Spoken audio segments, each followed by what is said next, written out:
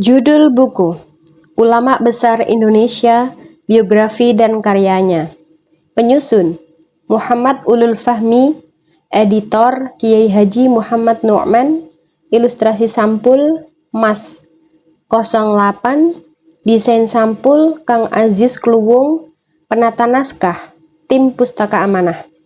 Diterbitkan atas kerjasama Pondok Pesantren Al-Itqon, Jalan Kiai Haji Abu Bakar, Kebun Harjo, Patebon, Kendal, dengan Pustaka Amanah Kendal, Jalan Kiai Haji Amin Badaban, Kebun Harjo, Patebon, Kendal. Dicetak oleh Amanah Grafika, cetakan pertama pada Juli 2007 dan cetakan kelima 15 Jumadil Akhir 2009. Quotes: informasi sejarah Islam sangat syarat dengan bukti-bukti kebesaran peradaban yang telah dibuktikan dengan munculnya figur-figur teladan yang abadi sepanjang masa. Kata pengantar. Bismillahirrahmanirrahim. Alhamdulillah, segala puji dan puji syukur senantiasa kami panjatkan ke Ilahi Robbi, Tuhan semesta alam yang meninggikan langit tanpa tiang penyangga, yang menghamparkan bumi tanpa menggantungkan, yang memberi warna kehayatan yang syarat akan ragam dan budaya.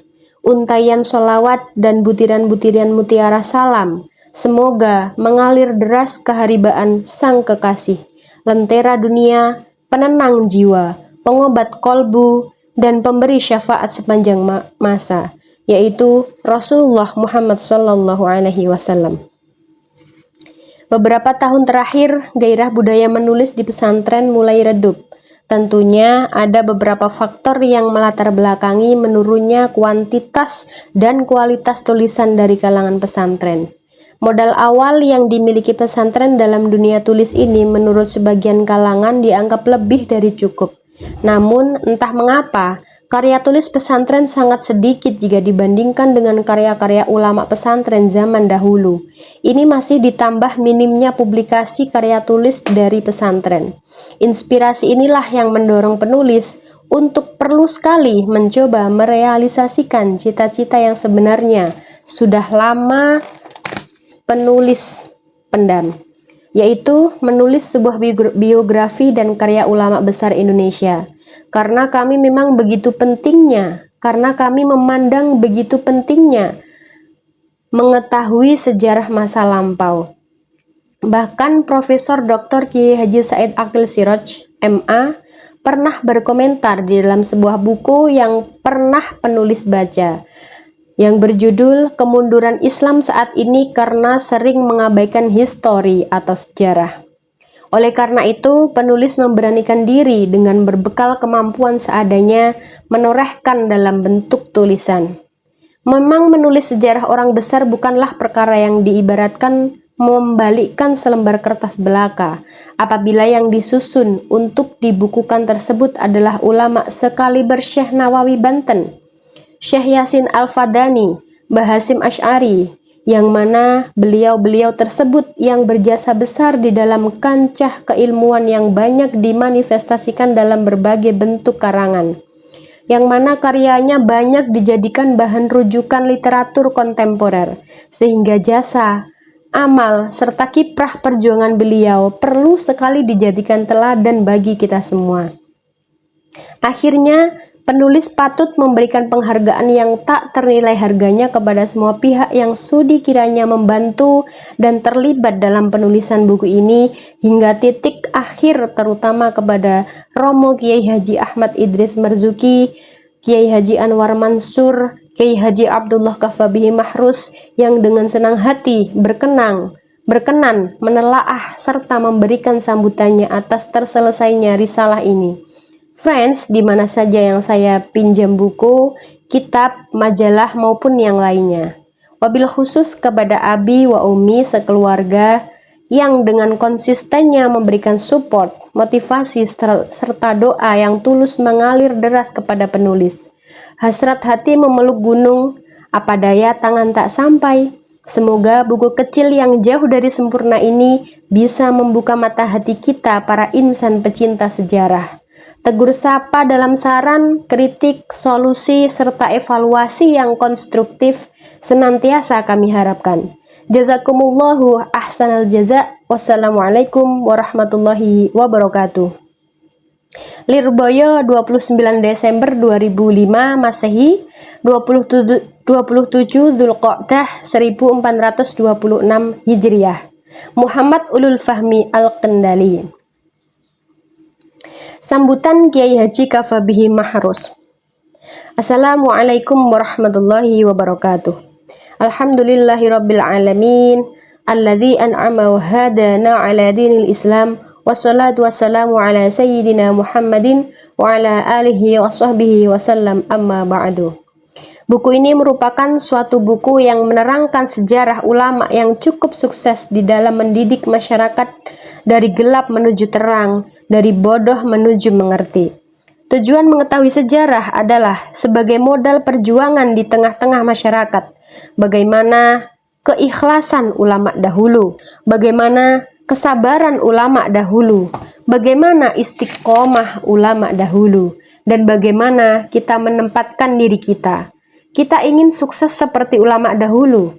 Buku ini merupakan sebagian bekal bagi pembaca di dalam meniti kehidupan dan perjuangan. Semoga buku ini bermanfaat. Amin ya rabbal alamin. Wassalamualaikum warahmatullahi wabarakatuh. Lirboyo, Juli 2007. Tanda tangan Kiai Haji Abdullah Kafabihi Mahrus. Fihris atau daftar isi. Kata pengantar. Sambutan Kiai Haji Abdullah Kafabihi Mahrus. Fihris. Muqaddimah halaman 1. Syekh Nawawi Al-Bantani halaman 4. Mbah Saleh Darat halaman 12. Syekh Khalil Bangkalan halaman 17. Syekh Mahfud At-Turmusi halaman 22. Syekh Ihsan Jampes halaman 26. Kiai Haji Hashim Asy'ari halaman 32. Kiai Haji Bisri Mustafa halaman 38. Syekh Yasin Al-Fadani halaman 44. Syekh Ahmad Rifai halaman 50. Kiai Haji Muslih bin Abdurrahman halaman 56. Ronggo Warsito halaman 61. Hamzah Al-Fansuri halaman 64. Syekh Ahmad Khatib Al-Minangkabawi halaman 66. Habib Utsman bin Yahya halaman 68. Syekh Samsuddin As-Sumaterani halaman 70.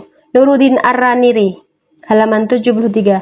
Abdur Rauf As-Singkili halaman 76. Yusuf Al-Makassari halaman 79.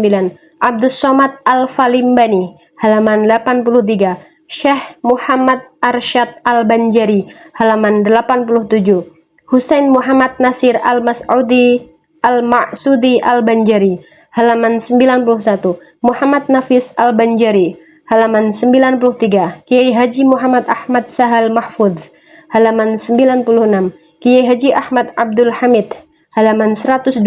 Ikhtisar Kiai-Kiai Kreatif halaman 107. Penutup halaman 110. Bibliografi halaman 112. Muqaddimah. Jika kita masuk ke dalam asrama lembaga pendidikan pondok pesantren, di sana kita tidak akan mendapatkan seorang santri pun yang tidak memiliki buku yang biasa disebut dengan kitab kuning, yaitu suatu jenis buku berbahasa Arab dengan gaya susunan dan tulisan model klasik dalam berbagai macam bidang pembahasan ilmu-ilmu agama Islam. Karena buku-buku jenis itulah yang digunakan sebagai pegangan para santri pondok pesantren dalam mempelajari dan memperdalam ilmu-ilmu agama lembaga tradisional itu. Sejak abad 8 Masehi, agama Islam mulai berkembang dengan pesatnya. Kitab-kitab ilmu agama dengan model yang kini diistilahkan dengan kitab kuning mulai banyak bermunculan dari buah pikiran para cerdik cendekiawan muslim, terutama di Jazirah Arab dan sekitarnya. Kita mengenal kitab-kitab seperti Ihya Ulumuddin karangan Imam Al-Ghazali dari Thus yang kini termasuk wilayah Iran, Fathul Wahhab hasil tulisan karya Imam Zakaria Al-Ansori dari Mesir, Syarah Muhadzab, buah karya Imam Nawawi dari Damaskus, Syria, dan lain-lainnya. Namun, setelah agama Islam meluas sampai ke wilayah timur hingga ujung daratan timur Asia, maka mulailah kitab-kitab jenis ini bermunculan pula dari hasil buah pena ulama-ulama di wilayah Islam baru, terutama dari kawasan Asia Tenggara, khususnya di Indonesia. Apabila kita mengamati judul-judul kitab yang biasa disajikan oleh pondok pesantren kepada para santrinya, maka kita akan merasa bangga karena ternyata para ulama Indonesia juga banyak yang ikut andil di dalam meramaikan hasanah kitab-kitab agama yang sering disebut dengan kitab-kitab gundul ini, terutama ulama dari Jawa yang memiliki peranan besar terhadap perkembangan Islam di Pulau Jawa sendiri, khususnya bagi kalangan masyarakat pesantren. Di kalangan pondok pesantren, siapa yang tidak mengenal kitab-kitab semacam Sulamun Munajat atau Kasyifatus Saja yang merupakan kitab karangan Syekh Nawawi Al-Bantani. Sedangkan tingkat lebih atas, siapa pula yang tidak mengenal At-Turmusi karangan Syekh Mahfud Termas Pacitan atau At-Tausyih karangan Syekh Nawawi Banten. Kita pun mengenal kitab-kitab seperti An-Nafahat, Syarah Al-Waraqat karangan Syekh Ahmad Khatib Al-Minangkabawi dari Minangkabau, Adabul Alim wal Muta'alim karya Kiai Haji Hashim Asy'ari Tebu Ireng Jombang, dan lain-lainnya. Kitab-kitab tersebut di atas adalah hasil karya dari ulama-ulama tanah air kita yang hidup di abad lalu dan permulaan abad ini.